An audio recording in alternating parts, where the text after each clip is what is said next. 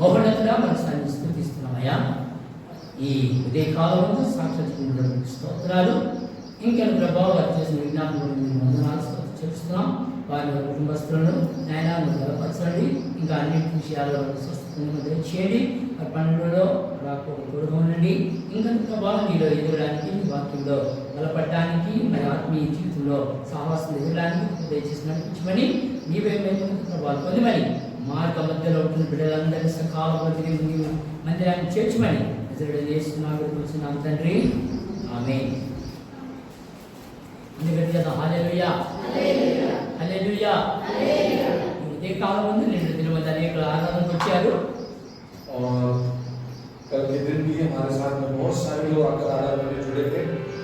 ఈ రోజు కూడా మళ్ళీ తిరిగి రావాలంటే చాలా మందికి దూరం కనుక तो कल शनिवार था, आज रविवार हो गया है, आज फिर आना, तो कुछ लोग जो दूर से आ रहे थे కష్టమైంది. उनको बहुत तकलीफ हो అనేకులు మరి ఉదయమే మరి మెసేజ్ పెట్టారు మేము రాలేకపోతున్నామని. कुछ लोगों ने तो सुबह ही मैसेज कर दिया कि आज आ नहीं पा रहे हैं. నిన్న దినమంది వాళ్ళ కుటుంబాలు చేరుకోవడానికి వాళ్ళు రాత్రి అయిపోయింది. क्योंकि कल उनको अपने घर पहुंचते पहुंचते रात हो गया. మరి ఈ రోజు మళ్ళీ తిరిగి రావాలంటే కష్టం అయిపోయింది. आज फिर उनको सुबह उठकर तैयार होकर आने में थोड़ी तकलीफ हुई. మరియు ఇంకా చాలా మంది మార్గంలో ఉన్నారు, వస్తున్నారు. और कुछ लोग हैं जो रास्ते में आ रहे हैं. వారందరూ బట్టి దీనికి వందనాలు చెల్లిద్దాం. हम सबके प्रति प्रभु को बहुत कोटि-कोटि धन्यवाद देते हैं. ఈ దినము మరొక మారి దేవుని సన్నిధిలో ఉన్న నీవు నేను మనం అందరం కూడా సజీవులు ఉన్నామంటే ఇదే దేవుని యొక్క గొప్ప సాక్ష్యం. आज फिर एक बार प्रभु के मंदिर में हम जीवित यहाँ पर आकर बैठ सक रहे हैं, यानी कि ये बहुत बड़ी गवाही है. సాక్ష్యం అంటే ఏంటంటే गवाही का अर्थ क्या है? నీవు బ్రతికున్నావు, అదే గొప్ప సాక్ష్యం. यही सबसे बड़ी गवाही है. లేచి నిలిచి ఉండి ఆయన సన్నిధిలో నిన్ను నీవు తెలియపరచాలి. ప్రభావం నన్ను నడిపించావు, మరణ నిద్ర రాకుండా నన్ను నడిపించావు బట్టి నేను స్తుతిస్తున్నాను. आपको प्रभु के मंदिर में आकर अपने आप खड़े होकर पेश करनी है अपनी गवाही, ताकि प्रभु आप कल मेरे मृत्यु के बिछोने से मुझे आपने बचाया.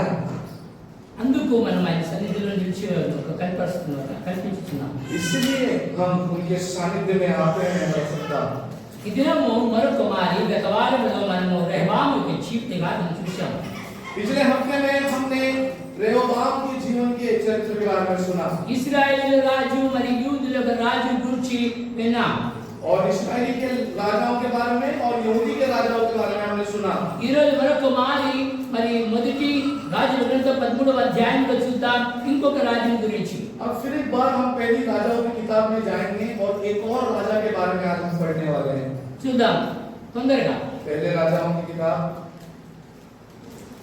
మొదటి రాజు గ్రంథం 13వ అధ్యాయం 1 వచనాలు. पहले राजाओं की किताब 13 अध्याय उसके पहले 4 वचन पढ़े.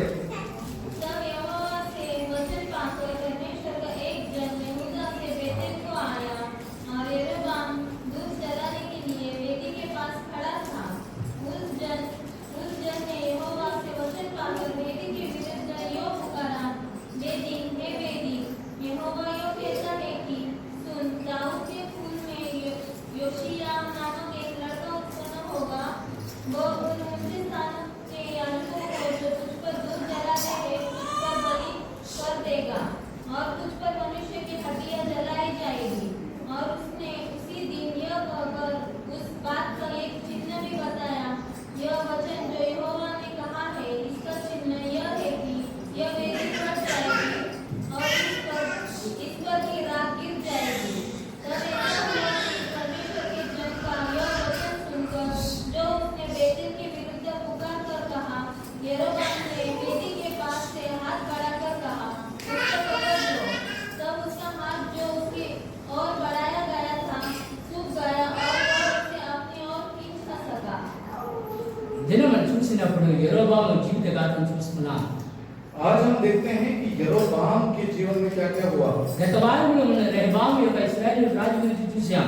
पिछले हफ्ते में हमने इस्राएल के राजा जो है रेहोबाम के बारे में पढ़ा था. ఈ రోజు యెరోబాము గురించి చూస్తున్నాం. अब हम यरोबाम के बारे में पढ़ रहे हैं. ఒకరి పేరుగా అర్థమేమో విస్తరించుట, और एक के नाम रेहोबाम का मतलब है विस्तार होना. మరి యెరోబాము అంటే అభివృద్ధి చెందుట. और यरोबाम का मतलब है अभिवृद्ध होना, विकसित होना. కానీ యెరోబామును దేవుడు మరి కిందటి స్థితిలో నుండి పైకి తీసుకొచ్చారు. यरोबाम को प्रभु ने एक बहुत ही छोटी सी परिस्थिति से आप बहुत महान बनाया है। సొలొమోను రాజు కాలంలో అతడు ఒక మంచి చురుకైన వ్యక్తి, మరి మంచి అధిపతి.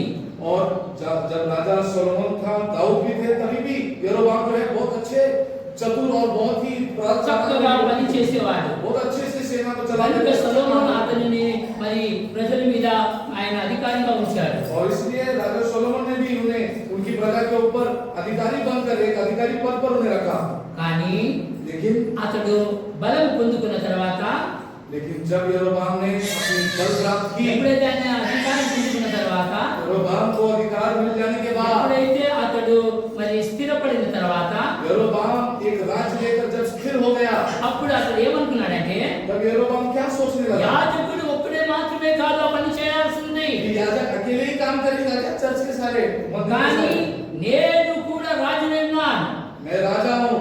అందుకే అతడు ఏం చేశాడు, సాహసించి ధూపం వేయడానికి బలిపీఠం దగ్గరికి వెళ్ళాడు. अब यरोबाम क्या कर रहा है? जो याजक हैं उनके काम करने के लिए, धूप लगाने के लिए अब वो जा रहा है। ధూపం వేయడానికి అధికారం యాజకులకు మాత్రమే ఉన్నది. धूप जलाने का अधिकार केवल याजकों का ही होता है। కానీ ఇతడు మాత్రం సాహసించి ధైర్యంగా ఉంటూ నన్ను ఎవడు అడుగుడు, నన్ను ఏం చేయజాలడు అనుకుని ఇతడు కూడా ధూపం వేయడానికి ముందుకు సాగాడు. लेकिन अब यरोबाम जो है साहस कर प्रभु के विरुद्ध हिम्मत जुटाकर अब ये धूप जलाने जा रहा है। అప్పుడు ముందుకు సాగినప్పుడు, जब वो आगे चलने लगा, बढ़ने అప్పుడు लगा, ఒక దైవజనుడు అక్కడికి వచ్చాడు, ప్రవక్త. वहां पर एक भविष्यवक्ता वहां पर आए, మరి ఆ ప్రవక్త ఏమంటున్నాడంటే, और वो भविष्यवक्ता क्या कर रहे थे? ఏమంటున్నాడు అతడు, उन्होंने क्या कहा? ఆయన ఏమంటున్నాడంటే, उस भविष्यवक्ता ने क्या कहा? బలిపీఠమా బలిపీఠమా నా మాట ఆలకించమంటున్నాడు. वो भविष्यवक्ता वेदी से बात कर रहा है कि है वेदी, ए वेदी मेरी बात सुन। ఆమేన్. ఆమేన్. ఏమంటున్నాడంటే, బలిపీఠమా బలిపీఠ నా మాట వినుము. कि ए वेदी मेरी बात को सुन। ఆమేన్. హల్లెలూయా. ఆ దైవజనుడు యెహోవా అగ్ని చేత బలిపీఠంలో ఈ మాట ప్రకటన చేసెను. यहोवा की अग्नि से बढ़कर वो अब वेदी से ये प्रकटन कर रहा है, ये बोल रहा है, రెండవ వచనం, బలిపీఠమా బలిపీఠమా हे वेदी యెహోవా సెలవిచ్చినదేమనగా, यहोवा जो कहता है దావీదు సంతతిలో యోషయా అనే ఒక శిశువు పుట్టును. कि दाऊद के कुल में योशिय्याह नाम एक दूसरा वचन, నీ మీద ధూపము వేసిన ఉన్నత స్థలములో ఒక యాజకులను అతడు నీ మీద అర్పించును. और वो योशिय्याह जो होगा वही ऊंचे स्थानों के याजकों को जो तुझ पर धूप जलाते हैं तुझ पर बलि कर देगा। అతడు మనిషి శరీరములను నీ మీద దహనము చేయును. और वो योशिय्याह ऐसा होगा जो मनुष्यों की हड्डियों को जलाएगा। కానీ నాలుగో వచనంలో, लेकिन चौथे वचन అంత में గొప్ప ప్రవక్త ప్రవచించినప్పుడు, जब इतने भविष्यवक्ता की भविष्यवाणी हो जाने बाद, కానీ నాలుగో వచనంలో, वचन चौथे में क्या लिखा है? బేతేలినందున బలిపీఠం గురించి ఆ దైవజనుడు ప్రకటించిన మాట రాజైన యెరోబాము విని బలిపీఠం నుండి తన చెయ్యి చాపి వారిని పట్టుకొనుమని చెప్పగా, और जब ऐसा हुआ कि जब भविष्यवक्ता ने बेतेल के विरुद्ध में ये बात बोली, तो यरोबाम जो राजा था उसने वेदी के पास हाथ बढ़ाकर कहा कि उसको पकड़ लो। అతడు చెయ్యి చాపిన చెయ్యి నెట్టిపోయాను. और लेकिन यरोबाम ने जिस वेदी की तरफ अपने हाथ को बढ़ाकर बोला, वो हाथ यरोबाम का सूख गया। అప్పుడు వరకు ఆయనకి తెలియదు ఈయన దైవజనుడు అనే సంగతి. तब तक यरोबाम जानता नहीं था कि ये जो भविष्यवाणी कर रहा है, वेदी से बातें कर रहा है, ये पागल नहीं है, ये प्रभु का दास है। అతడు దేవుని సన్నిధికి వచ్చాడు. और वो प्रभु का दास अब प्रभु के मंदिर में आया, బలిపీఠం జరుగుతున్న పరిస్థితిని చూస్తున్నాడు. और वेदी के ऊपर चलने वाली सभी दुर्परिस्थिति को देख रहा है। నువ్వు ఎంతటి వాడైనా సరే, ఎంత ధనుడైనా సరే, आप चाहे कैसे भी हो, कितने भी महान हो, నువ్వు ఎంత పేరుగాంచిన వ్యక్తి అయినా సరే, आप कितने भी नाम कमाए हुए व्यक्ति हो నీకు सकते हो, ఇవ్వబడిన ఆ యొక్క తలాంతును, మరి ఆ తలాంతును సరైన రీతికి నువ్వు వాడుకోవాలి. आपको दी हुई दर्शन को आपको बहुत अच्छे तरीके से उसका इस्तेमाल करना है। దైవజనుని యొక్క పని దైవజనుడు మాత్రమే చేయాలి. पास्टरों का काम, याजकों का काम, सेवकों का काम केवल उन्हीं को सौंपा है। రాజు తనకు అప్పగించబడిన తన పని చేయాలి. राजा तो अपनी काम अपनी राज्यभार सौंपता है। దైవజనుడు అంటే प्रभु का दास का मतलब क्या है? ఏదో పిచ్చి కుక్కలు కాదు. कोई पागल कुत्ता कटा हुआ व्यक्ति అలాగే नहीं, ఈ ఆఖరి దినం అలా కనిపిస్తుంది. लेकिन आपके अंतिम दिनों में लोग ऐसे ही चित्रित करने की कोशिश ఇష్టం करते हैं వచ్చిన ప్రతి వాడు, పిలుపు లేనివాడు, कि मन मर्जी जो भी है, जिसे कोई बुलावट नहीं है, ఎలాంటి ఏర్పాటు లేనివాడు, किसी तरह की चुनाव उनके पास उनके लिए हुआ नहीं था। కానీ వారి దైవజనులుగా చలమని అవుతున్న ఈ ఆఖరి దినాల్లో మనం वो सेवक చూస్తున్నాం. बोलकर अपने आप को चला रहे हैं ఎన్నో చండాల పని చేస్తున్న వారు కూడా దైవజనులుగా వీళ్ళు చలమని అవుతున్నారు. और बहुत ही गंदे काम करने वाले भी आज सेवक कहकर अपने आप को चलाते हैं। సోమవారం నుండి శనివారం వరకు అంత లోకంలో ఉంటూ మరి ఆదివారం మాత్రం దైవజనులుగా చలమని అవుతున్న ఈ కాలంలో మనం బ్రతుకుతున్నాం. और सोमवार से शनिवार तक जो है पूरे संसारी रीति रिवाज पालकर संडे के दिन सेवक बोलने वाले अपने आप को बहुत सारे ఈ मिलेंगे। రోజులలో చల్లబడిన జీవితముతో నింపబడిన దైవజనులు చాలా అనేకులు కనిపిస్తున్నారు. आज के दिन में ठंडी पड़ चुकी जीवन से भरे हुए प्रभु के सेवक आपको देखने కానీ ఈ मिलेंगे। సేవకుడు ఈ ప్రవక్త దేవుని ద్వారా వచ్చాడు. लेकिन अब ये भविष्यवक्ता जिसको हम 13वें अध्याय में देख रहे हैं पहला राजाओं में, ये प्रभु ने भेजा था। కానీ ఈ ప్రవక్త రాజు యొక్క చెయ్యి ఎండిపోయినప్పుడు लेकिन जब राजा यरोबाम का जब हाथ सूख गया वेदी को ఎప్పుడైతే మళ్ళా అతడు విజ్ఞాపన చేసినాడో जब यरोबाम अभी विनती करने लगा మళ్ళా తిరిగి యెహోవాతో ప్రార్థించాడు. तब वही भविष्यवक्ता ने फिर से यहोवा परमेश्वर से అతని प्रार्थना చెయ్యి की। ఉన్నట్టుగా అయిపోయింది. फिर यरोबाम राजा का हाथ फिर से वो उसने प्रणा అతడు गया అద్భుతమైన కార్యాలు చూచాడు. और यरोबाम ने अद्भुत अद्भुत काम जो है प्रभु का देखने लगा। ఆయన తన గృహానికి ఆహ్వానిస్తున్నాడు. और अब वो अपने घर में उस भविष्यवक्ता को बुला रहा ఆ है దైవజనుడిని గుర్తుపెట్టాడు. क्योंकि अब वो समझ गया कि ये कोई साधारण मनुष्य नहीं, ये प्रभु के दास हैं। గనుక అతని ఇంటిని ఆహ్వానించాడు. इसलिए अपने घर में उन्हें बुलाया। కానీ ఆ సేవకుడు అంటున్నాడు యెహోవా సెలవు ఇచ్చినది ఏమనగా लेकिन वो भविष्यवक्ता कहता है कि तुम जानते हो क्या यहोवा क्या बोलता है? నీవు ఈ ఊరిలోని గ్రామంలోని ఎక్కడ కూడా నీవు మంచినీళ్ళు త్రాగకూడదు, అక్కడ నీవు ఉండకూడదు, ఆగిపోకూడదు. यहोवा ने मुझसे कहा है कि इस बेतेल गांव में किसी के घर में नहीं जाना, एक के घर का पानी तक तुमको नहीं पीना है। కానీ అదే ఊరిలో ఒక ముస్లిం ప్రవక్త ఉన్నాడు, అబద్ధికుడు. लेकिन उसी गांव में बेतेल में एक बूढ़ा सा भविष्यवक्ता था। అతను మోసగాడు. वो बहुत फंसाने वाला था। నిజమైన సేవకులను మోసపుచ్చేవాడు. असली सेवकों को लूटने फाटने वाला।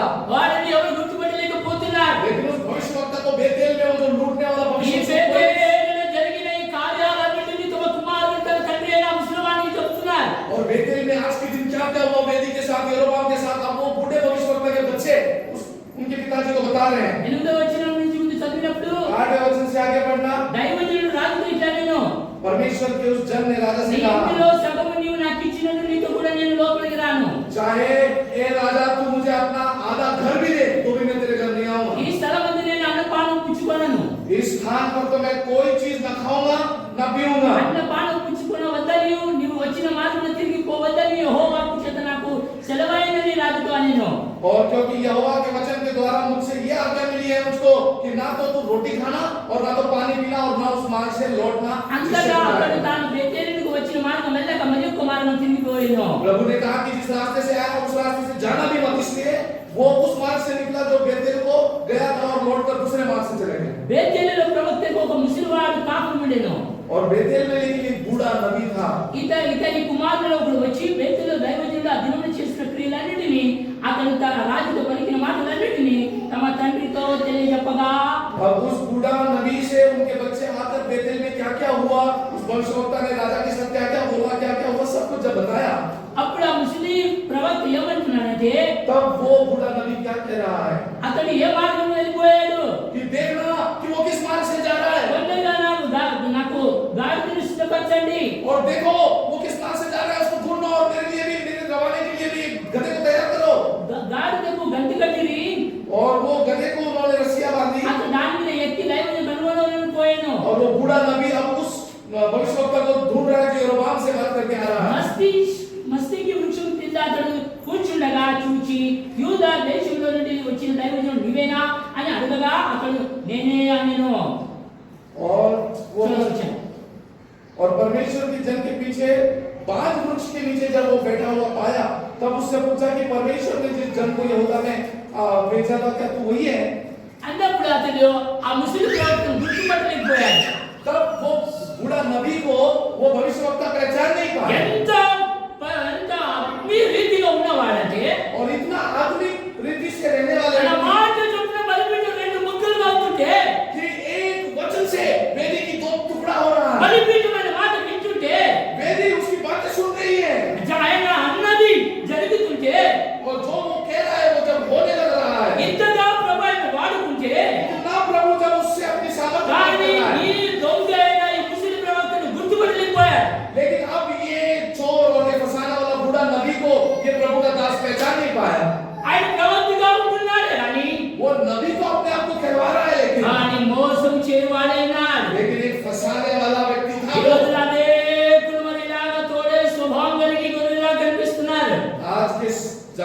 भी बहुत सारे ऐसे भेड़िए के समान जो है भेड़ों के बीच में लोग घूमते हैं। మరి చాలా జాగ్రత్త ఉండాలి.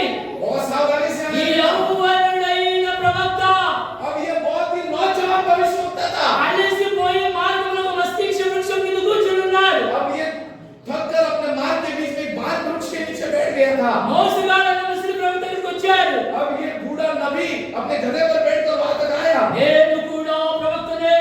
और कह रहा है कि मैं भी एक भविष्यवक्ता हूँ। దేవుడు నాతో మాట్లాడాడు.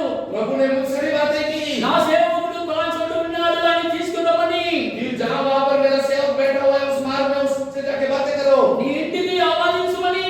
और प्रभु ने मुझसे कहा कि मेरे घर पर तुझे भेजो నా ఇంటికి అపమానం పుచ్చుకోమని. और मेरे घर में बेतेल में आकर तू खाना खा ले, पानी నా पी ले। ఇంటిలో నీవు ఈ రాత్రి ఉండుమని.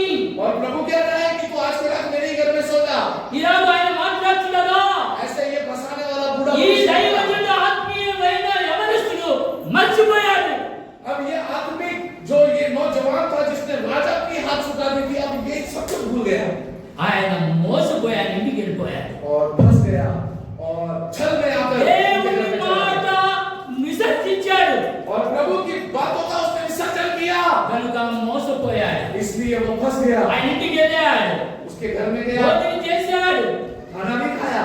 భోజనం చేశాడు ఇంటికి వెళ్ళి, అతని ఇంటికి వెళ్ళి. उनके घर में बूढ़े भविष्यवक्ता के घर में जाकर रोटी खाया తర్వాత అక్కడి నుండి మార్గంలో వెళ్తున్నాడు. और उसके बाद अब फिर से उनके घर में रहकर యెహోవా సెలవిచ్చిన రీతిగా ఒక సింహం వచ్చింది.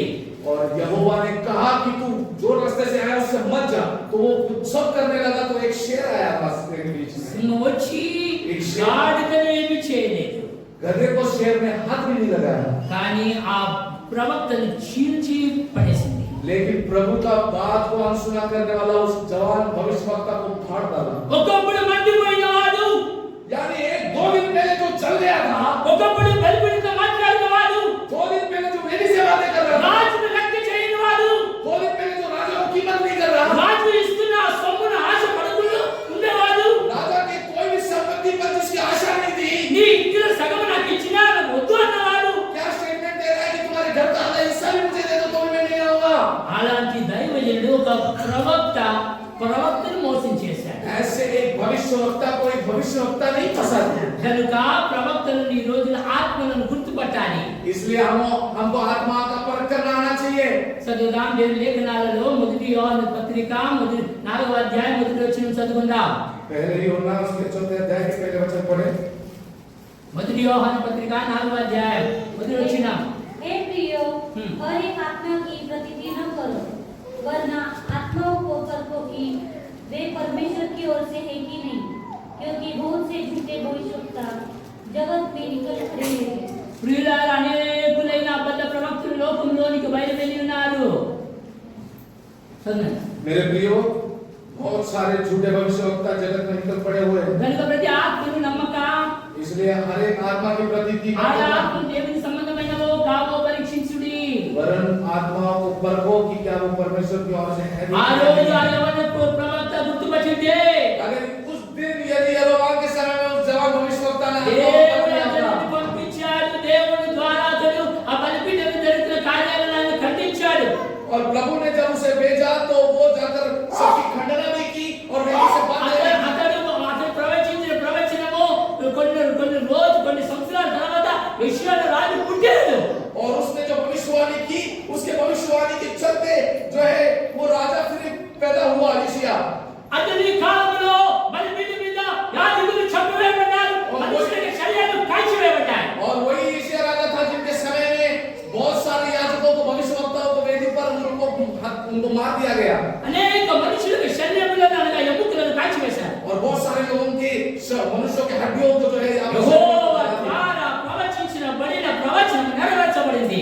यानी कि उस जवान भविष्यवक्ता ने बोली हुई बातें जो प्रभु ने बोली थी वो पूर्ण हुई, అతడు యెహోవా చేత అభిషేకించబడినవాడు. क्योंकि वो प्रभु यहोवा से डायरेक्टली अभिषेक था। అందుకే అతనిని ముట్టవాలని ఆయనను పట్టుకోవాలని యెరోబాము ముందుకు వచ్చినప్పుడు इसलिए जब उस भविष्यवक्ता को हाथ लगाने के लिए यरोबाम आगे आया అతని చేయి ఎండిపోయింది. तो राजा का ये हाथ सूख गया। అతను ఎంతటి బలమైన సేవకుడు ఉండొచ్చు, यानी कितना पावरफुल सेवा हो सकता కానీ है। అంతటి వాడు కూడా ఒక ప్రవక్త మోసపోయి చేసిన ప్రవక్త ద్వారా మోసపోయి నాశనమయ్యాడు. लेकिन इतना महान व्यक्ति भी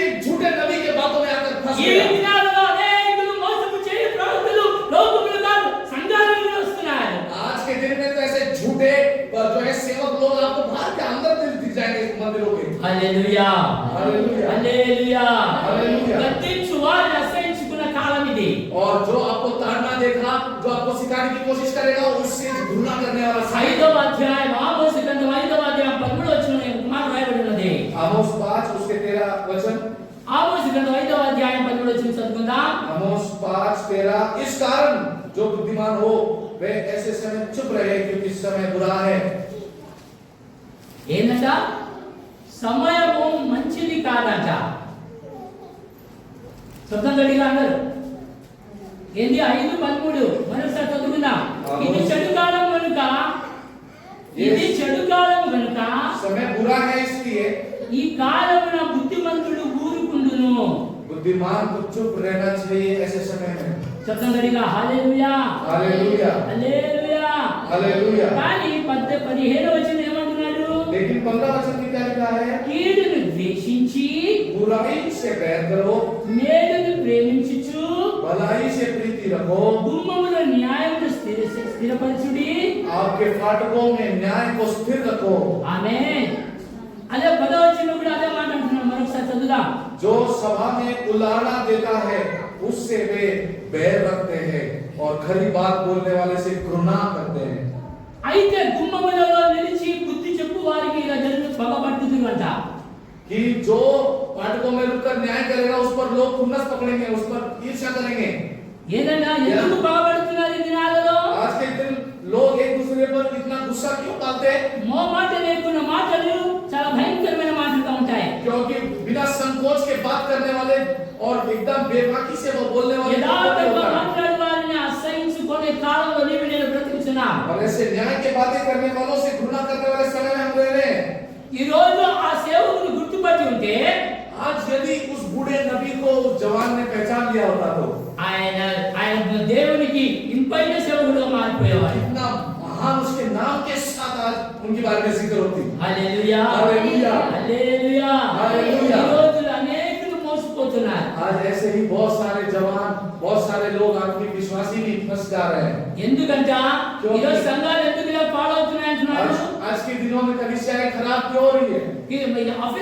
అపోస్తలుల కార్యం 20వ అధ్యాయము प्रेरितों के काम के 20 अध्याय చదువుదాం. 28-29 వచనాలు 31 వరకు చదువుదాం. 28 से 31 तक पढ़े। इसीलिए अपनी पूरी झुंड की चौकसी करो जिसमें पवित्र आत्मा ने तुम्हें अध्यक्ष ठहराया है कि तुम परमेश्वर की कलीसिया की रखवाली करो जिसे उसने अपने लहू से मोल लिया है। मैं जानता हूँ कि मेरे जाने के बाद फाड़ने वाले भेड़िया तुम में आएंगे जो झुंड को न छोड़ेंगे। तुम्हारे बीच में ऐसे भी मनुष्य उठेंगे जो चेलों को अपने पीछे खींच लेने की टेढ़ी मेढ़ी बातें कहेंगे। इसलिए जागते रहो और स्मरण करो कि मैंने 3 वर्ष तक रात दिन आंसू बहा कर हर एक को चेतावनी देना न छोड़ा। ఆమేన్. హల్లెలూయా హల్లెలూయా. హల్లెలూయా. हालेलुया। దేవుడు తన స్వరక్తం ఇచ్చి సంపాదించిన సంఘాన్ని ఇప్పుడు కాపాడాలనే బాధ్యత మన మీద మోపబడినది. यानी सेवकों का ये अब सबसे बड़ी जिम्मेदारी है कि हमारे मसीह ने जो अपने लहू से खरीदा हुआ कलीसिया उसको संभालना। ఇతడు ఒక యాజకుడై ఉన్నాడు. और ये अब एक याजक है దేవుని సేవకుడు నుండి యాజకుడు అనే అర్థం. और प्रभु का सेवक यानी कि याजक। ఈ రోజు చాలా మందికి యాజకుడు అంటే అర్థమే కాదు, సేవకుడు అంటే అర్థం కాదుగా. आज लोगों को सेवा करने वाले व्यक्ति को दास में याजक में फर्क ही नहीं समझ में आया। హల్లెలూయా. हालेलुया। ఏంటంట क्या అర్థం ఎందుకు కావలేదు? क्यों नहीं तुमको समझ में आ रहा? మలాకి గ్రంథం मलाकी के ग्रंथ 2వ అధ్యాయము 7వ వచనం చదువుకుందాం. मलाकी 2 2 తొందరగా. क्योंकि याजक को चाहिए कि वह अपने ओठों से ज्ञान की रक्षा करे और लोग उसके मुंह से व्यवस्था पूछे क्योंकि वह सेनाओं की यहोवा का दूत है। ఎవరంట యాజకులు లేదా దైవజనులు అంటే ఎవరు? कौन है ये याजक? దేవునికి మనుషులకు వారి మధ్యవర్తులుగా ఉంటారని అర్థం. यानी परमेश्वर और मनुष्य को बीच में रहने वाले व्यक्ति हैं। వీరు విజ్ఞాపన చేయవారు, ये उस तरफ विनती करने वाले हैं వీరు జ్ఞానమును బోధించువారు. और इस तरफ ज्ञान को बोध करने वाले हैं। హల్లెలూయా. हालेलुया। చదవండిగా హల్లెలూయా हालेलुया। హల్లెలూయా. హల్లెలూయా. ఈ రోజులలో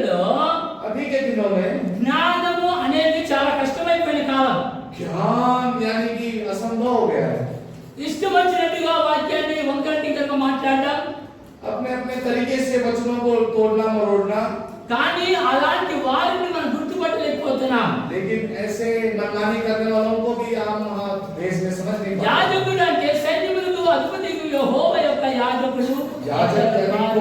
వారు దేవ దూతలని అంటున్నారు, దూతకు సమానం అంటున్నారు.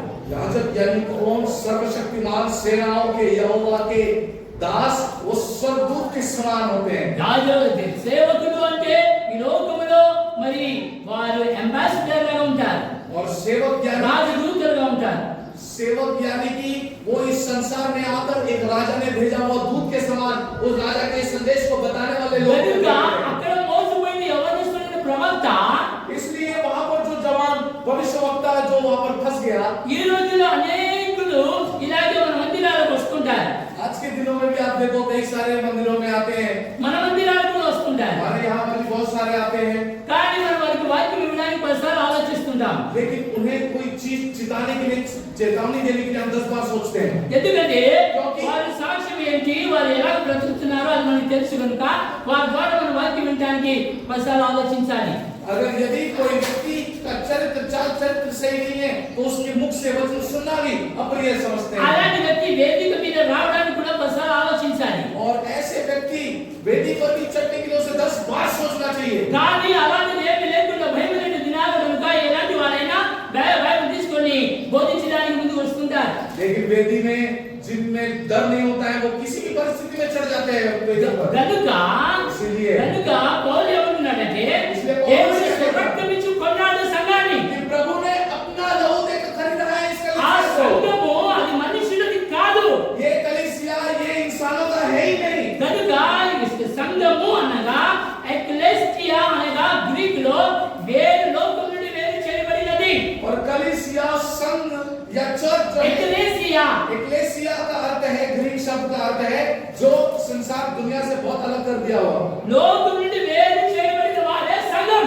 दुनिया की चाल चलन सब चीज से बहुत अलग हुए లోకంలో కలిసిపోయేది సంఘం కాదు. संसार में घुल मिलने वालों को मसीह थोड़ी क्या कहेंगे। ఒకప్పుడు పరిశుద్ధతతో నింపబడిన సంఘాన్ని రోజుల్లో ఎటువంటి దారికి వెళ్ళిపోతుందంటే సంఘము पवित्रता से एक जमाने में भरी हुई कलीसिया है कि दशा आज अब कैसी है देखिए। ఒకప్పుడు మండిపోయిన దైవజనుల కుటుంబాలలో ఉంటున్న మరి పరిస్థితులు और एकदम भरे प्रभु के अग्नि से भरे हुए सेवकों के घरों की परिस्थितियां जब हम देखते हैं, కానీ ఈ రోజుల్లో అదే కుటుంబాలలో వారి బిడ్డలకు వేస్తున్న వస్త్రాలు చూసినప్పుడు సిగ్గుగా ఉంటుంది. और आज ऐसे महान महान महान महान सेवकों के बच्चों के कपड़ों को भी देखकर हमें शर्म आने బయట लगती है। సగము కింద సగం మధ్యలో అంతా బాడలే.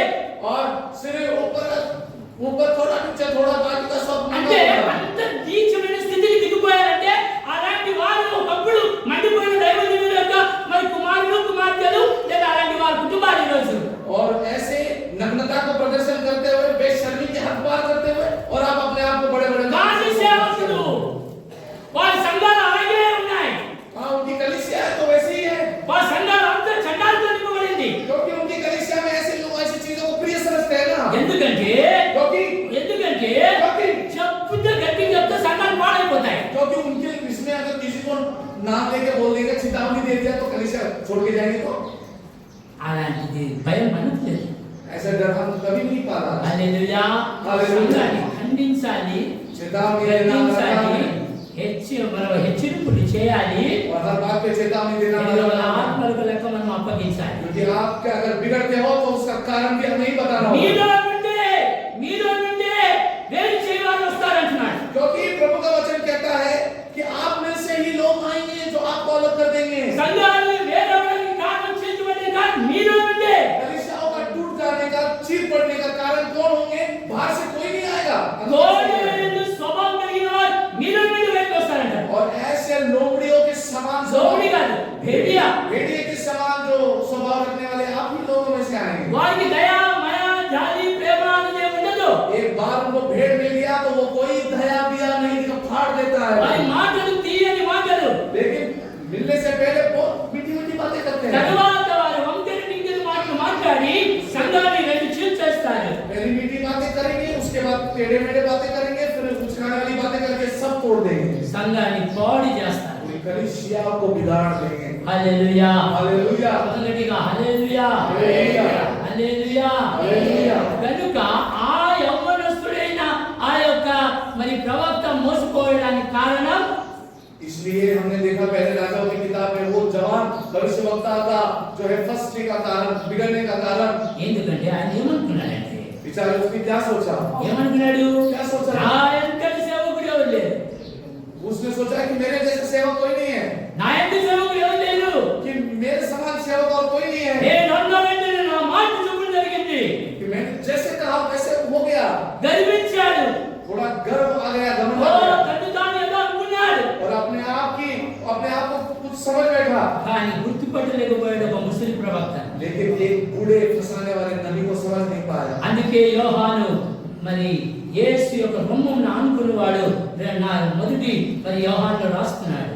और यीशु मसीह के सीने से सीने लगाने वाले यूहन्ना एक बात को अपने किताब में लिखता था। ప్రియులారా, ये मेरे प्रिय ఆఖరి దినములలో अंतिम के दिनों में అనేకులు మోసం చేయు ప్రవక్తలు, అబద్ధ ప్రవక్తలు బయలుదేరినారంట। बहुत सारे अंत के दिनों में फंसाने वाले चीज ఎక్కడ పోయినా ప్రొఫెసీలు ఎక్కువ జరుగుతున్న కాలం, और आप कहीं पर भी जाओ, कोई भी कलीसिया में जाओ, प्रॉफिट्स ఎక్కడ చూసిన ప్రవచనాలు ఎక్కువైపోయినాయి, भविष्यवाणियां बहुत बढ़ गई हैं। చిన్న చిన్న పిల్లలు మరి ప్రొఫెట్స్ అయిపోతున్నారు। 16-17 साल के बच्चे अब भविष्यवक्ता बनकर वीडियो डाल रहे हैं। ఈ రోజుల్లో ఎటు చూసినా నాశనం ఎక్కువైపోతుంది। कहीं पर भी देखो प्रभु की चलावट नहीं है, लोगों का विनाश हो रहा है। ఉన్నట్టుగా బోధించే బోధకులు కనిపి కానరాని కాలంలో నీవు నేను వెతుకుతున్నావు। और वचन जैसा है वैसे पेश करने वाले लोग आपको दिखेंगे नहीं, ఎందుకంటే क्योंकि ఇది ఆఖరి దినాలు, ये अंत के दिन है, ఆఖరి దినాలు, क्योंकि ये अंत के दिन है। కనుక సంఘాన్ని మనం జాగ్రత్త చూసుకోవాలి, इसलिए कलीसिया की जो है ఎల్లప్పుడూ देखने का మెలకువగా ఉండాలి। हमेशा हमें जागते रहना है। హల్లెలూయా, హల్లెలూయా। అందుకే పౌలు ఏమంటున్నాడంటే इसके बाद पौलुस क्या कहता है? 33వ వచనం చదువుకుందాం। 33 वचन पढ़े इस अध्याय इस बुक कौन सा बुक? చదవండి తొందరగా। అదే మొదటి అపొస్తలుల కార్యం 20వ అధ్యాయం 20 20-33। मैंने किसी के चांदी सोने या कपड़े का लालच नहीं किया। तुम आप ही जानते हो कि इन्हीं हाथों ने मेरी और मेरे साथियों की आवश्यकताएं पूरी की। आमीन, हालेलुया। मैंने तुम्हें सब कुछ करके दिखाया कि इस रीति से परिश्रम करते हुए निर्बलों को संभालना और प्रभु यीशु के वचन स्मरण कर रखना। आमीन, हालेलुया। हालेलुया। వాక్యం ఏం చెప్తుందంటే वचन क्या कह रहा है? ఎవరి దగ్గర కూడా నేను వెండి బంగారమైన వస్త్రమైన నేను ఆశింపలేదు। पौलुस कह रहा है कि मैंने किसी से चांदी सोना कपड़े तक का भी मैंने आशा నా नहीं की। అవసరముల నిమిత్తము నాతో ఉన్న వారి నిమిత్తము ఈ నా చేతులే కష్టపడ్డాయి। उल्टा आप ही मैंने ही इन्हीं हाथों से मेरी ओर से मेरे साथियों की आवश्यकताएं को मैंने पूरी की। మీరు నీలాగా ప్రయాసపడి బలహీనులను సంరక్షింపవలనని పుచ్చుకుంటకంటే ఇచ్చుట ధన్యమని ప్రభువైన యేసు చెప్పిన మాట జ్ఞాపకం చేసుకునేవాళ్ళని అన్ని విషయాల్లో మీకు మాదిరి చూపితిని అన్నాడు।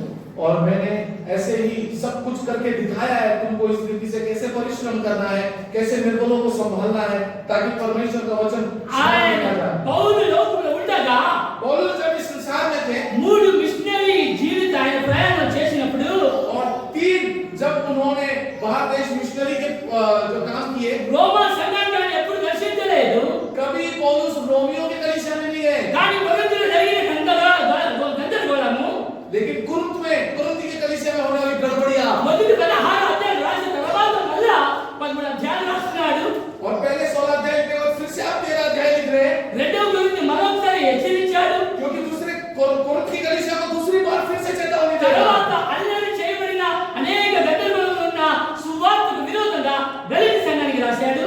और सुसमाचार के विरोध में होने वाली गलतियों की कलीसिया में प्रचार के विरुद्ध में भी पौलुस ने लिखा। గలతీయుల రాసిన పత్రిక మొదటి అధ్యాయం ఏమంటున్నాడంటే, गलती की किताब उसके पहले अध्याय में क्या लिखता है? 10వ వచనంలో ఏమంటున్నాడంటే, 1:10 में क्या लिखा है? गलती ఇప్పుడు నేను మనుషుల దయను సంపాదించుకున్నా చూచుచున్నానా, దేవుణ్ణి దయను సంపాదించుకుని చూచుచున్నానా అని ప్రశ్న వేస్తున్నాడు। अब पौलुस अपने आप से पूछता है, क्या मैं अब मनुष्य को मानना चालू करूं या परमेश्वर को मानना चालू करूं? నేను మనుషులను సంతోషపెట్టి బోధిస్తున్నానా, क्या मैं मनुष्य को प्रसन्न करूं?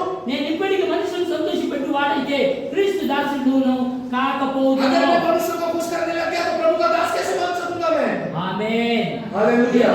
ఈ భయంకరంగా మాట్లాడుతున్నాడు। इतना भयानक रीति से लिख रहा है गलती అందుకే की किताब। అతని 4వ అధ్యాయంలో ఏమంటున్నాడంటే, इसके लिए 4th अध्याय में गलती में क्या लिखता है पौलुस? చదవండిమా।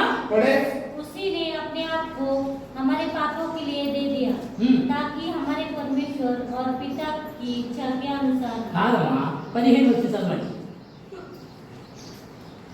पहला अध्याय का 15 14 నుంచి చదవండి.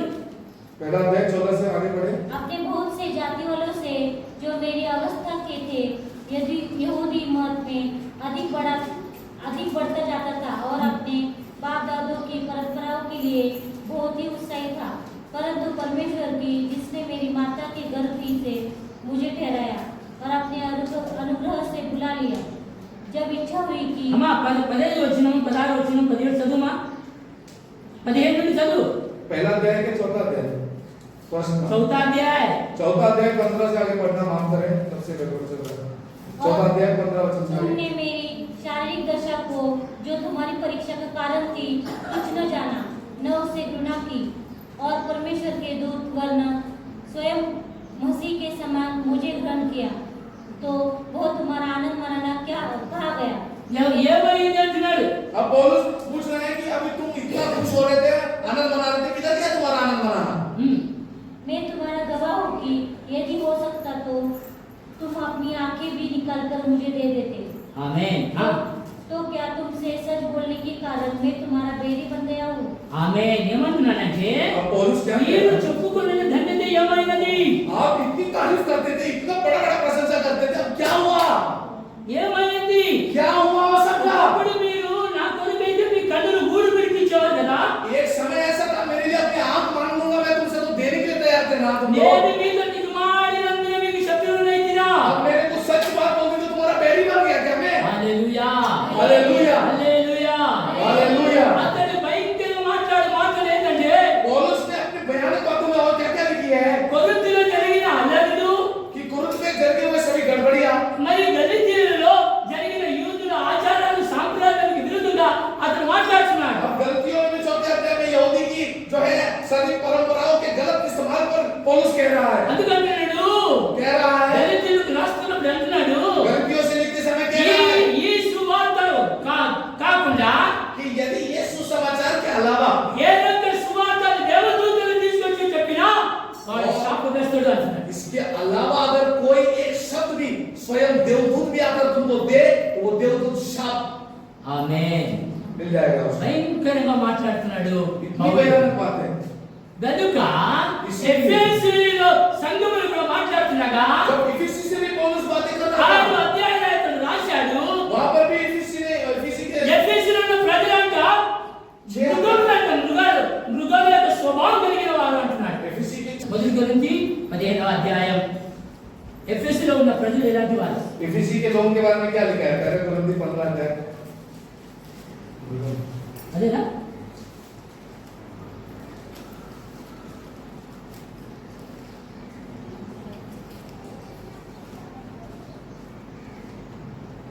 చదవండి.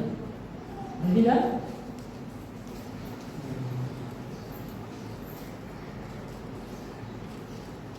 ఇక్కడ రాయబడింది 15వ అధ్యాయం. 15 अध्याय पहले कोरिन्थी में मदद करना कहीं आपको దొరికిన వాటి అయితే చదవండి. 30 నుండి ముందు చదవండి. 30 वचन के आगे ही मिलेगा ये सब। 32వ వచనం రాయబడిన మాట. 32 पढ़ना सबने। यदि मैं मनुष्य की रीति पर इफिसुस में वन पशुओं से लड़ा तो मुझे क्या लाभ हुआ। అమ్మా మనుషులే కానీ ఆ మనుషులు స్వభావం ఏంటంటే इंसान ही है, लेकिन इनके स्वभाव विचार कैसे हो गए? గలితీయులేమో గలిలంతా సువార్త గలిబిలి చేసిన వారు ఉన్నారు. यानी गलती में तो सब कुछ जो दिया गया सुसमाचार उसको में गड़बड़ कर रहे కొరింథీలో మరి అంత గందరగోళం ఉన్నది. हैं। और कोरिन्थी की कलीसिया में भी गड़बड़ी चल रही है। రోమాలో రోమన్ సామ్రాజ్యం మీద ఆచారాలు ఉన్నాయి. रोम की कलीसिया में सारे रोम के परंपराएं भर गया है अभी। ఈలాగా ఒక్కొక్క సంఘంలో ఒక్కొక్కటి జరుగుతుండగా ऐसे आदि के कलीसिया में एक कलीसिया की एक समस्या ఎఫెసీ సంఘము మొదటి ప్రేమను కోల్పోయింది అంటున్నాడు. और एफएसी कलीसिया ने पहले सवाल प्रयास करना छोड़ दिया। ఎఫెసీలో ఉంటున్న అర్థమే దేవి అంటున్న ఆ దేవదూత మరి యొక్క సమస్తాన్ని అతను లేకుండా చేశాడు. और एफएसी में उधर के देवी देवताओं को सब कुछ प्रभु ने निकाल दिया। ఆసియా ఖండంలో పేరుగాంచిన అర్థమే దేవి యొక్క ఆరాధన ఆగిపోయింది. और एफएसी में भी इसी में एफएसी में ही बहुत बड़ी आराधना आरंभ हुआ। అక్కడ ఆగిపోయినందుకు ఇప్పుడు ఎఫెసీకి ఒక పత్రిక రాస్తున్నాడు. अभी पूरे एशिया खंड के सबसे बड़े आराधना उस इफिसी के जगह में होता था। तो యథార్థంగా మాట్లాడాడు. पौलुस एकदम जैसा है वैसा बोल रहा है। ఆమేన్. యథార్థంగా మాట్లాడాడు. एकदम सीधे सीधे बातें कर रहा है। అందుకే అతడు శత్రువు అయిపోయాడు. इसलिए अब वो दुश्मन बन गया। ఏమంటున్నాడంటే क्या बोलता है? 3వ అధ్యాయము 3रे अध्याय इफिसी 3వ అధ్యాయము इफिसी 3 2వ వచనం చదువుదాం. इफिसी 3 के दूसरे वचन पढ़े। यदि तुमने परमेश्वर के उस अनुग्रह के प्रबंध का समाचार सुना हो तो तुम्हारे लिए मुझे दिया गया है, अर्थात यह कि वह भेद मुझ पर प्रकाशन के द्वारा प्रकट हुआ, जैसा मैं पहले भी संक्षेप में लिख चुका हूं। 3వ వచనం కూడా जितने तुम पढ़कर जान सकते हो। గలతీయులకు రాసిన పత్రిక 3వ అధ్యాయము 2-3 వచనం చదవండి. गलती सॉरी माफ करें गलती मैं की तो तुमसे केवल यह जानना चाहता हूँ कि तुमने आत्मा को क्या व्यवस्था के कामों से या विश्वास के समाचार से पाया? क्या तुम ऐसे निर्बुद्धि हो कि आत्मा की रीति पर आरंभ करके अब शरीर की रीति पर अंत करोगे? क्या तुमने చాలు. ఏమంటున్నాడు? ఒకప్పుడు మీరు ఎలా ఆరంభించారండి మీ ఆత్మీయ జీవితాన్ని? एक समय में आपने अपने आत्मिक जीवन का आरंभ कैसे బాప్తిజం పొందుకున్నప్పుడు మీరు ఎలా ఉన్నారంట? बपतिस्मा लेने समय आप कैसे ఆత్మీయ రీతిగా ఆరంభించి आत्मिक रीति से आरंभ करके, కానీ చనిపోతున్నప్పుడు చల్లబడి చనిపోతున్నారు. लेकिन हमारे लोग आत्मिक आरंभ होकर शारीरिक अपना अंत कर रहे हैं। ఇలాగ మీరు సమర్థం చేయుదురా అని పౌలు అడుగుతున్నాడు గలతీయుల సంఘానికి. पौलुस अब गलतियों की कलीसिया से लिख रहे हैं कि इतना अच्छा ఒకప్పుడు తినడానికి లేదు, ఉండడానికి లేదు. एक समय में खाने नहीं था, हमारे पास पीने नहीं था। అలాంటప్పుడు యేసు నమ్ముకున్నావు. ऐसे समय में आपने यीशु पर विश्वास యేసు किया। నిన్ను దీవించాడు. अभी यीशु मसीह ने आपको अच्छा ఓ పనులు అన్ని వదులుకొని దేవుని సన్నిధికి వచ్చేవాడు. और पहले जब कुछ नहीं होता था तो सब कुछ काम धंधा छोड़कर आते थे। ఈ దేవుని మందిరానికి వచ్చి నీ ఆత్మ జీవితం పెట్టుకునేవాడు. और यहाँ पर आकर पहले आत्मिकता में बहुत अपने आप को बनाते थे। కానీ రాను రాను రాను ఆత్మీయత కోల్పోయాడు. आते आते आते आत्मिकता मर गए आप लोगों। ఓ మన చనిపోయిన బతుకుతున్నారు. और ऐसे मरे हुए जीवन को जीते जी नहीं जीना। ఓ చనిపోయిన వారు వాసన పట్టి ఉంటారు. और जो क्योंकि जो मरते हैं ना उनमें दुर्गंध आती है। హల్లెలూయా. హల్లెలూయా. బ్రతికి ఉన్న చేప నీటికి ఎదురుగా ఈదుతూ ఉంటుంది. और जो कोई पानी में मछलियां जा रही है तो समझ लेना जो पानी के विरुद्ध में चल रहा है वही जीवित मछली है। ఏవైతే చేప చనిపోయావో అవి నీటి ప్రవాహం కొట్టుకోబోతుంటాయి. लेकिन मरा हुआ मछली कभी तैरने की कोशिश नहीं करता। वो గనుక నేను క్రైస్తవుడిని అనుకోవడమే బుద్ధి తక్కువ. और यदि ऐसे मरे हुए हो तो अपने आप को मसीह बोलना भी भूलता है। నీ ఆత్మీయులు ఎప్పుడో చచ్చిపోయావు. क्योंकि आप अपने आत्मा में कब क्या अपने आप నీ को मानते हो। సాక్షులని ఎవరిని సంపాదించలేకపోయావు. आप अपनी गवाही से आज भी किसी एक को आकर्षित नहीं कर पा रहे हो।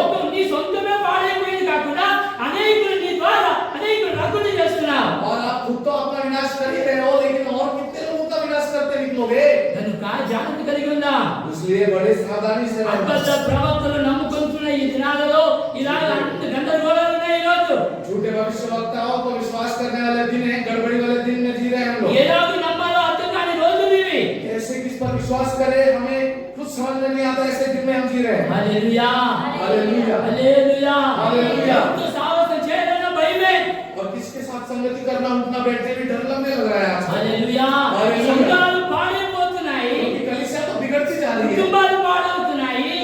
परिवार बिगड़ रहे हैं। కానీ మనలో మాత్రం ఎలాంటి మార్పులు రావట్లేదు. लेकिन लोगों की इतनी दुर्दशा देख के भी लोगों के आंख नहीं खुल रहे। మీరు మలాకి వరకు మీరు చూస్తే ఆదికాండం నుండి आप उत्पत्ति से लेकर मलाकी तक पढ़ते बैठे तो एक बार ఎక్కడ కూడా आपको कहीं पर भी ప్రజలు దేవునికి కృతజ్ఞతలై జీవించిన విధానం కనిపించడం లేదు. कहीं पर भी प्रभु ने इतने चलाया लोगों ने, लेकिन उपकार स्मरण किया ऐसा लिखा है। ఎక్కడ కూడా మనుషులు అతనికి కృతజ్ఞతలై జీవించలేదు. कभी भी मनुष्य, ये शरीर, ये मनुष्य, ये जात कभी भी प्रभु का उपकारी नहीं रहा। ఆత్మను పొందుకుని ఆత్మానుసారమైన మనుషులు మాత్రమే आत्मा में लेकिन जितने भी भरे हुए लोग होते हैं केवल వారు वही మాత్రమే केवल वही గట్టిగా ప్రభువును ఆరాధించడానికి కృతజ్ఞులై ఉన్నారు. वो प्रभु की आराधना और स्तुति कर पा सकते हैं। కానీ మిగతా వారందరూ ఇలాగే నాశనం అయిపోయారు. लेकिन बाकी के जितने भी थे पुराने नियम में भी बिना प्रभु का धन्यवाद लिए वो मर गए। అందుకే భక్తుడు యేసయ్య పాడతాడు, इसलिए वक्त ये गाते हैं కృతజ్ఞత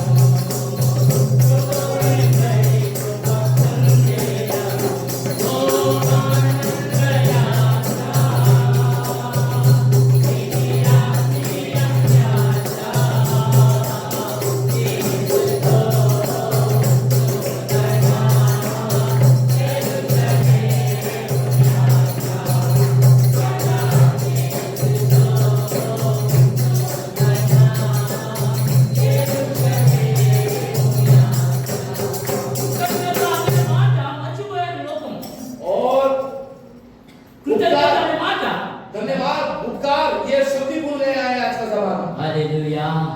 ఈ యెరొబామును దేవుడి కిందటి స్థితిలో నుండి రాజుగా చేశాడు. यरोबाम को एक सेवक से अब प्रभु ने राजा बनाया। ఇతనికి భయం ఎందుకు ఇంకా?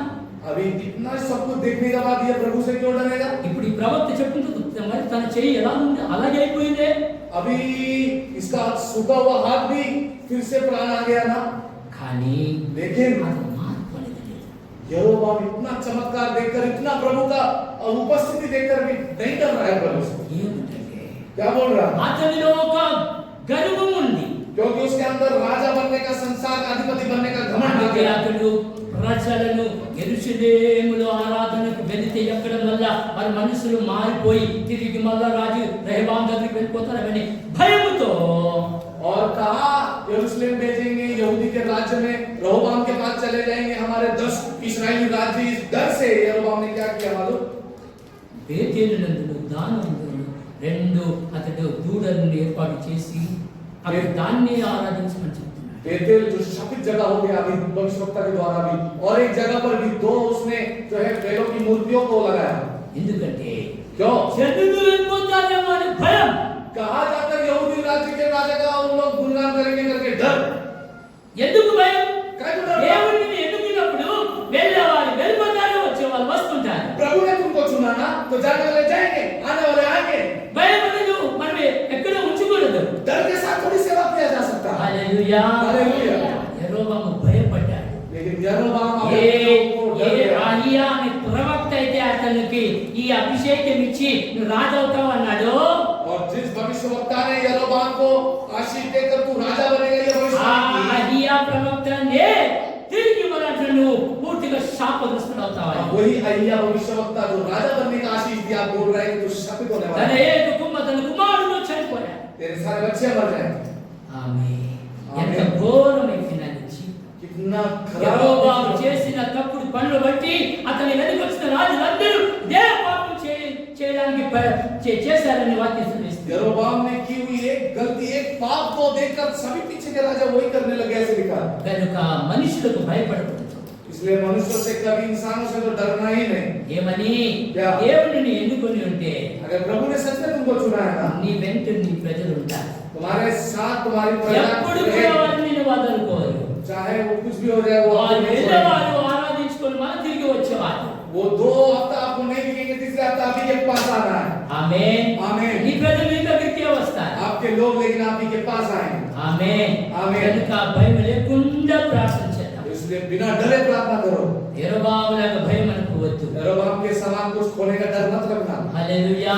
హల్లెలూయా. కన్నులు మూసుకుందాం. ఒక చిన్న కీర్తన పాడుతూ మన కాంతి సమర్పించుకుంటూ మనం ముందుకు సాగుదాం. एक गीत गाते हुए हम अपने दानों का अर्पण करते हुए अंतिम के प्रार्थना अंत की ओर हम बढ़ेंगे। ఆమేన్. आमीन। చిన్న కీర్తన పాడు. छोटे से गीत गाते हुए हम आगे बढ़ेंगे।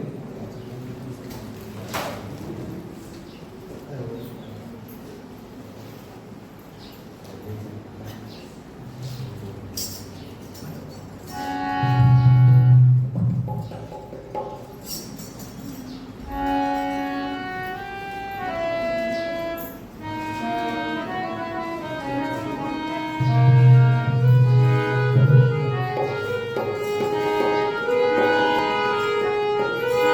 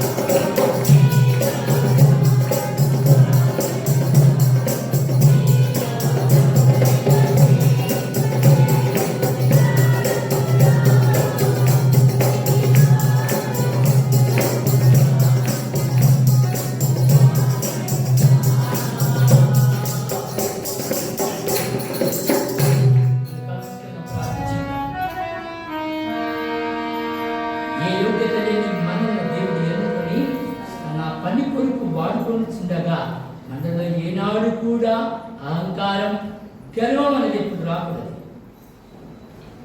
ఎందుకంటే దేవుడు ఎన్నుకున్నది నీ అర్హతను చూసి నేను ఎన్నుకోలే, నీ ద్వారా అనేక ఆత్మలు రక్షించబడాలనేది ఆయన యొక్క అనాది సంకల్పం. నేను ప్రార్థించేద్దాం, సాగుదాం. నమ్మకం మా తండ్రి, మా రాజానికి వందనాలు స్తోత్రాలయ్యా. ఇదే కాలం నుండి ఇప్పుడు దాకా దినంలో మమ్మల్ని నడిపించడం విధానం బట్టి నేను స్తుతిస్తున్నాం. కీర్తన 13వ అధ్యాయంలో మాతో మాట్లాడారు. మేము మరణ నిద్రను అందుకున్నట్లు మా కళ్ళకు వెలిగించినందుకు నేను స్తుతిస్తున్నామయ్యా. ఆ మాదిరిగానే ప్రభు మరొక్క మారి యెరోబోము రాజు యొక్క జీవిత గాథను మాతో మీరు మాట్లాడినందుకు నేను స్తుతిస్తున్నాం. ప్రభా, నీవు ఎన్నుకున్న నీ పాత్రగా ఉంటున్న ఈ రాజు ప్రభా మనుషులకు భయపడి మనుషులు ఎక్కడ వెళ్ళిపోతారేమో అని నేను ఒంటరి వాడైతోనేమో అని భయంతో నీకు విరోధమైన విగ్రహారాధన ఆరంభించి తాను పాడైపోకుండా అనేక తరం తర్వాత వచ్చిన రాజులందరూ నాశనం అయిపోయారయ్యా. ప్రభా, నిజంగా నాయన మనుషులు వెళ్ళిపోతారేమో, మనుషులు దూరం అవుతారేమో, మనుషులు ఇలాగైతారేమో, నా నుండి వేరైపోతారు అనే భయం మాకు కాదయ్యా. నీవు పిలిచిన పిలుపు నమ్మదగినది, నీ ఏర్పాటు నమ్మదగినది నాయనా.